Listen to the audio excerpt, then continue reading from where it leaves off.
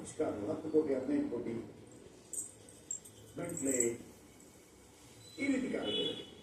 ಆಮೇಲೆ ಹೇಳ್ತಾರೆ ಕೊಬ್ಬಿನ ಹೋರಿ ತುಂಬಾ ದಿನ ಉಳಿಯಲ್ಲ. ಪ್ರತ್ಯಕ್ಷ ಪರೋಕ್ಷವಾಗಿ ಇಬ್ಬರ ಸಾವಿಗೆ ಕಾರಣರಾಗಿದ್ದಾರೆ. ದೀಪ ಜೋರಾಗಿ ಉರಿಯುತ್ತೆ ಅಂದ್ರೆ ಅದು ಆರುತ್ತೆ. ಯಾರೇ ಇರಲಿ ಗ್ರಹಚಾರ ಕೆಟ್ಟರೆ ಮೂಲೆಯಲ್ಲಿ ಕೂರಬೇಕು ಅಂತ ಹೇಳಿ ತಮ್ಮ ಮನದ ಎಲ್ಲ ಕೋಪವನ್ನು ಹೊರ ಹಾಕ್ತಾರೆ ನಮ್ಮ ಇಂಟರ್ವ್ಯೂನಲ್ಲಿ ಉಮಾ.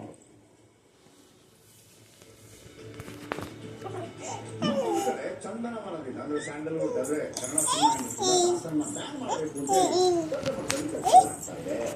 ಸ್ಯಾಂಡಲ್ವುಡ್ ಮನ ವಿರೋಧ ಚರ್ಚೆಗಳು ಆಗ್ತಾ ಇದೆ. ಕೆಲವು